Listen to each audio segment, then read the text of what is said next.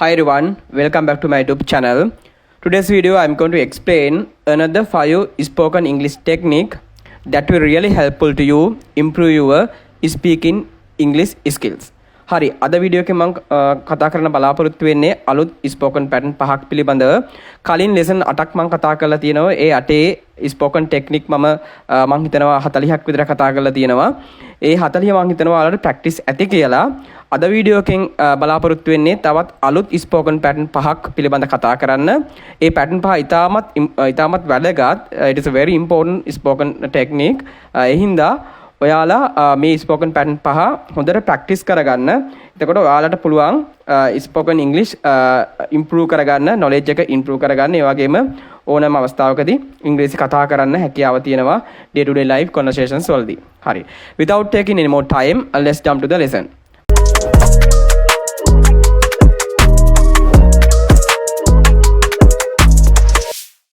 එවැනි spoken technique එක තමයි believe it or not කියන technique එක. believe it or not ඊට පස්සේ sentence එකක් අපි තියෙනවා. මොකක්ද ඒක? ඒකෙන් අපි express කරන්නේ විශ්වාස කරනවා නම් විශ්වාස කරන්න. අන්න විශ්වාස කරනවා නම් විශ්වාස කරන්න කියලා believe it or not වලින් මොකක්ද විශ්වාස කරන්න ඕන කියන එක තමයි මේ sentence එකෙන් කියන්නේ. හරි අපි බලමු පළවෙනි example එකෙන් අපි ඒක කොහොමද understand කරගන්න කියලා. right. believe it or not I do not exercise. විශ්වාස කරනවා නම් විශ්වාස කරන්න මම exercise කරන්නේ. believe it or not I do not exercise. විශ්වාස කරනවා නම් විශ්වාස කරන්න මම exercise කරන්නේ. believe it or not I eat a lot of food. විශ්වාස කරනවා නම් විශ්වාස කරන්න මම ගොඩක් කෑම කනවා. I eat a lot of food. believe it or not this is not expensive. believe it or not this is not expensive. විශ්වාස කරනවා නම් විශ්වාස කරන්න මේක මිල අධික නෑ. expensive කියන මිල අධිකයි කියන එක. not කියන එකෙන් this is not expensive කියන මිල අධික නෑ. believe it or not this is expensive. විශ්වාස කරනවා නම් විශ්වාස කරන්න මේක ඊටමත් මිල අධිකයි. believe it or not this car runs entirely on electricity. විශ්වාස කරනවා නම් විශ්වාස කරන්න මේ කාර් එක සම්පූර්ණයෙන්ම විදුලියෙන් තමයි ධාවනය වෙන්නේ. entirely on electricity. believe it or not he speaks 6 different languages fluently. විශ්වාස කරනවා නම් විශ්වාස කරන්න ඔහු වෙනස් භාෂා 6ක් fluently ඒ කියන්නේ ඉතාමත් දක්ෂ ලෙස කතික ලෙස කතා කරනවා. believe it or not he fixed the entire computer by himself. විශ්වාස කරනවා නම් විශ්වාස කරන්න ඔහු සම්පූර්ණ ඒ කියන්නේ මුළු කම්පියුටර් එකම ඔහු විසින්ම තමයි ෆික්ස් කරගත්තේ. ඒ කියන්නේ හයි කරගත්තේ. believe it or not she completed her degree in just 2 years.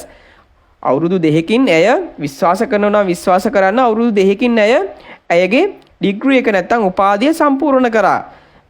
believe it or not we didn't spend a single rupees on that vacation. විශ්වාස කරනවා නම් විශ්වාස කරන්න අපි රුපියලක්වත් එක රුපියලක්වත් මේ වැකේෂන් එකේ වියදම් කළේ නෑ.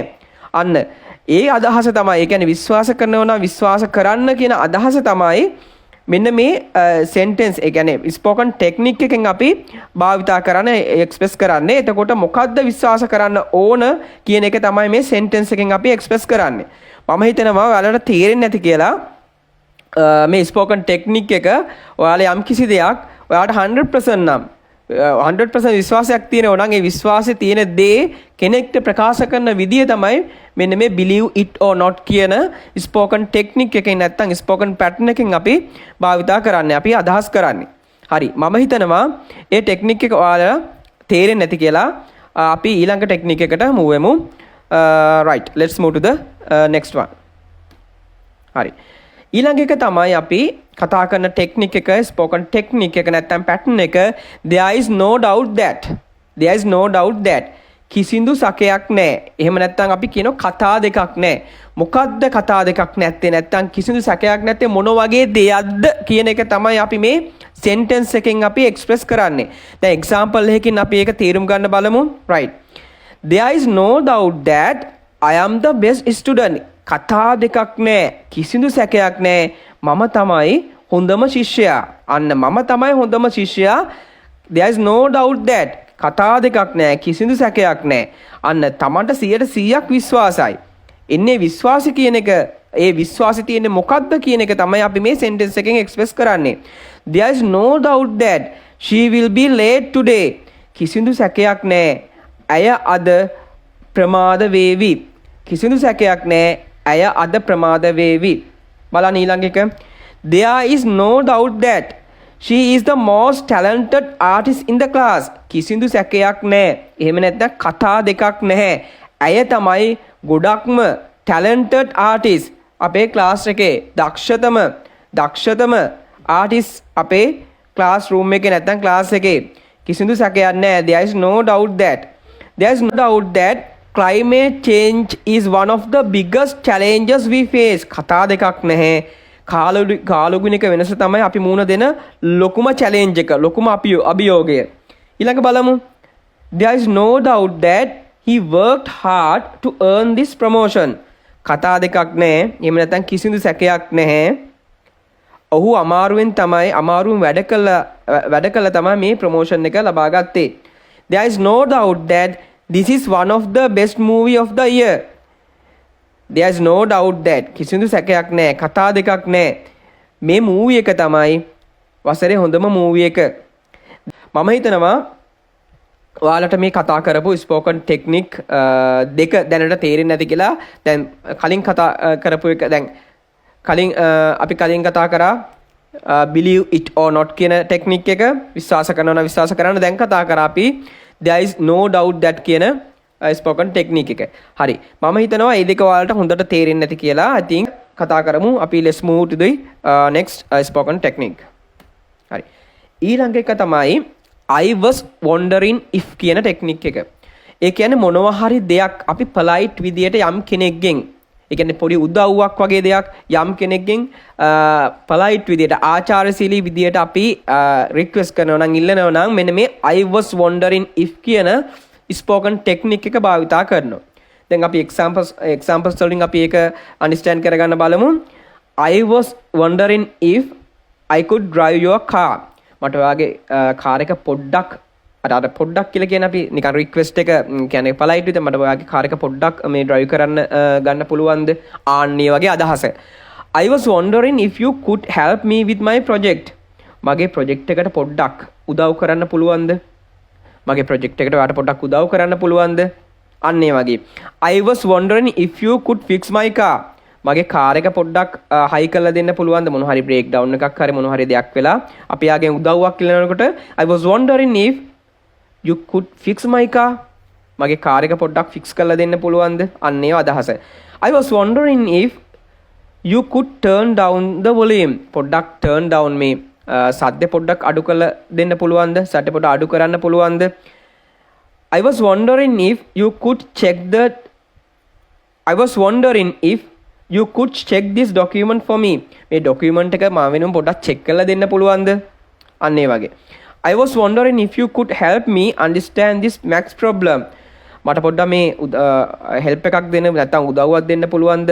මෙන්න මේ maths problem එක පොඩ්ඩක් තේරුම් ගන්න. You can max problem එක බැලුවාට එයාගෙන් උදව්වක් ඉල්ලනකොට මේ විදිහට කියන්න පුළුවන් I was wondering if you could help me understand this max problem. ඒ වගේ අපිට express කරන්න පුළුවන්.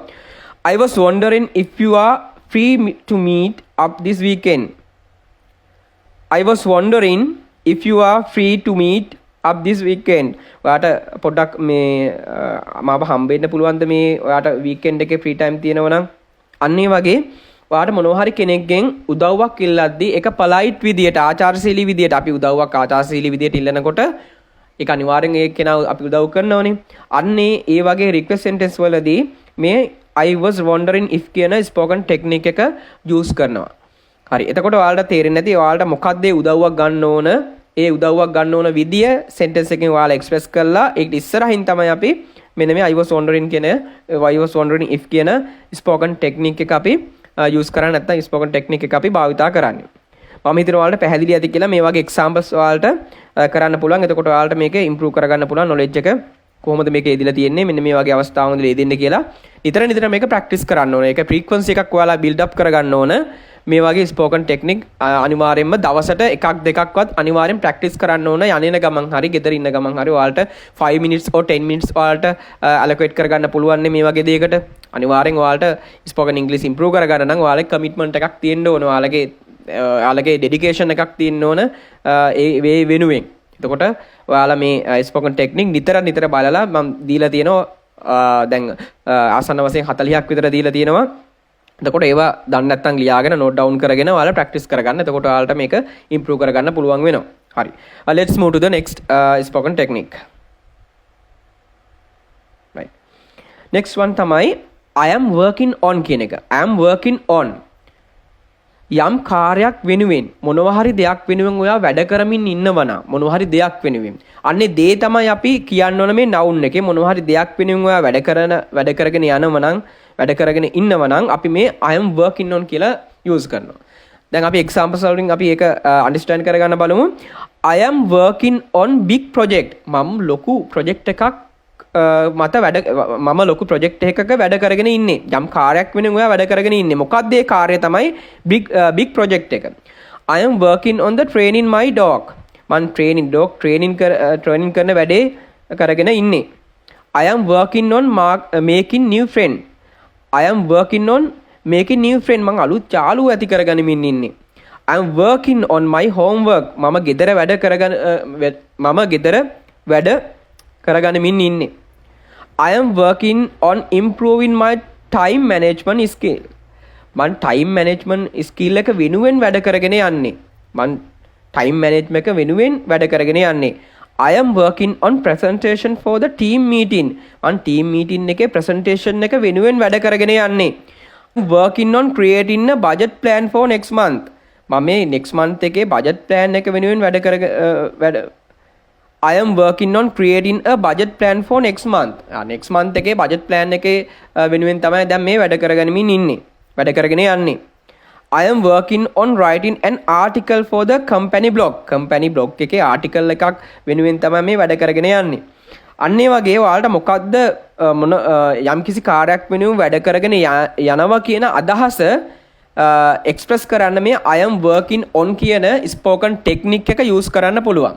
I am working on කියන spoken technique එක use කරන්න පුළුවන්. එතකොට ඔයාලට පුළුවන් දැන් I am working on කියලා spoken technique එක use කරලා මොකද්ද කාර්ය කියන එක මේ noun එකකින් අපි express කරන්න ඕන. එතකොට දැන් ඔයාලට මේ examples වලින් පැහැදිලි ඇති කොහොමද මේක express කරන්නේ, කොහොමද noun එකේ දෙන්නේ, කොහොමද මේ spoken technique එක ඉස්සරහට දෙන්න කියලා. හරි. මම හිතනවා ඒ technique එක ඔයාලට පැහැදිලි ඇති කියලා, තේරෙන්නේ නැති කියලා තවත් ඔයාලා examples දාලා මේ ටෙක්නික් එක ප්‍රැක්ටිස් කරගන්න. හරි. අපි next lesson එකට move වෙමු. right. ඊළඟ lesson එක තමයි ඊළඟ ටෙක්නික් එක තමයි how much does it cost to කියන ටෙක්නික් එක. how much does it cost to කියන. ඒ කියන්නේ යමක මිල ගැන නැත්තම් මිල විමසීම සඳහා තමයි මේ how much does it cost to කියන spoken technique එක use කරන්නේ. අපි example එකකින් අපි ඒක understand කරගන්න බලමු. how much does it cost to fly to Europe? යුරෝපයට යන්න නැත්තම් යුරෝපයට අපි ගමන් කරන්න කොච්චර මුදලක් වැය වෙනවද?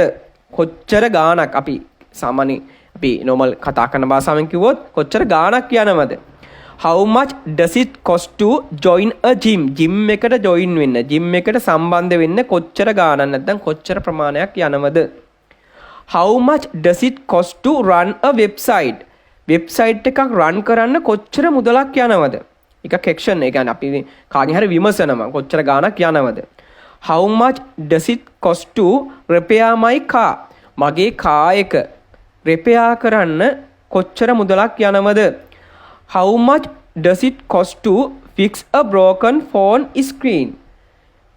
Broken phone screen එක නැත්තම් කැඩිච්ච phone එකේ screen එක fix කරන්න කොච්චර මුදලක් යනවද? How much does it cost to build a website? Website එකක් build කරන්න කොච්චර මුදලක් යනවද? how much does it cost to get a passport? passport එකක් ගන්න, passport එකක් ලබා ගන්න කොච්චර මුදලක් යනවද? how much does it cost to hire a professional photographer? වෘත්තීය photographer කෙනෙක් hire කරන්න කොච්චර මුදලක් යනවද? how much does it cost to spend a package overseas? කොච්චර මුදලක් යනවද? how much does it cost to send a package to overseas? overseas කියන වෙන රටකට package එක යවන්න කොච්චර මුදලක් වැය වෙනවද? how much does it cost to replace a laptop battery? laptop battery එක replace කරන්න අලුතින් දාන්න කොච්චර මුදලක් යනවද? අන්න ඒ වගේ ඔයාලට ඕන දෙයක් මිල ගණන් විමසද්දී ඕනම මිල ගණනක් හරි ඕනම දෙයක මිල විමසද්දී මේ how much does it cost to කියන ස්පෝකන් ටෙක්නික් එක යූස් කරන්න පුළුවන්. පැහැදිලි ඇති කියලා මේ අපි කතා කරපු ස්පෝකන් ටෙක්නික් පහ. පළවෙනි එක තමයි අපි කතා කරේ believe it or not කියනවා. believe it or not කියලා විශ්වාස කරනවා නම් විශ්වාස කරන්න. මොකද්ද විශ්වාස කරන්න ඕන කියන එක තමයි sentence එකෙන් කිව්වේ අපි. example එකක් විදිහට ගත්තොත් believe it or not I do not exercise. විශ්වාස කරනවා නම් විශ්වාස කරන්න මම exercise කරන්නේ නැහැ කියලා. ඊට පස්සේ අපි දෙවෙනියට කතා කරා there is no doubt that කියලා කිසිදු සැකයක් නැහැ නැත්නම් කතා දෙකක් නැහැ කියන අදහස. මොකද්ද කතා දෙකක් නැති නැත්නම් කිසිදු සැකයක් නැති කියන එක තමයි sentence එකෙන් අපි express කරේ. the example එකක් විදිහට there is no doubt that I am the best student. කතා දෙකක් නැහැ මම තමයි දක්ෂතම ශිෂ්‍යයා. right ඊළඟ අපි කතා කරා I was wondering if කියලා. ඒ කියන්නේ පොඩ්ඩක් කියන අදහස පොඩ්ඩක් කියන අදහස තමයි අපි කතා කරේ. ඒ කියන්නේ මොනවා හරි උදව්වක් ඔයාට අවශ්‍ය නම් polite විදියට කොහොමද ඒ උදව්ව ඉල්ලන්නේ කියන එක තමයි මේ ටෙක්නික් එකෙන් අපි use කරන්නේ. I was wondering if I could drive your car. මට ඔයාගේ කාර් එක පොඩ්ඩක් drive කරන්න දෙන්න පුළුවන්ද? අන්න ඒ වගේ අදහසක්. right ඊට පස්සේ අපි කතා කරා I am working on කියලා. යමක් වෙනුවෙන් වැඩ කරගෙන යන එක ගැන කතා කරන්න. මොකද්ද ඒ යමක් කියන නැත්නම් මොනවා වෙනුවෙන්ද වැඩ කරන කියන එක තමයි අපි noun එකෙන් express කරන්නේ. example එකක් විදිහට I am working on big project. මම big project එකක් ලොකු ව්‍යාපෘතියක් වෙනුවෙන් වැඩ කරගෙන යනවා කියන අදහස එතනින් express වෙනවා. අවසානයේ අපි කතා කරේ how much does it cost to කියන එක. යමක මිල ගණන් විමසන විදිය තමයි අපි මේ spoken technique එකෙන් use කරන්නේ. ඒ මිල ගණන් විමසද්දී අපිට මේ technique එක use කරන්න පුළුවන්. for example එකක් විදිහට අපි how much does it cost to fly to Europe? යුරෝපයට අපි fly කරන්න යුරෝපයට යන්න නැත්නම් යුරෝපයට travel කරන්න කොච්චර මුදලක් යනවද කොච්චර ගාණක් යනවද කියලා. හරි. මම හිතනවා ඔයාලට මේ කතා කරපු spoken technique පහ ඔයාලට පැහැදිලි ඇති කියලා. ඔයාලා තවත් example use කරලා තනියෙන් මේක practice කරන්න. So let me know the comments what you talked about this video. If you enjoy watching this video, make sure to like it, share it and subscribe my channel. Thank you for watching, you guys. I will see you in the next one.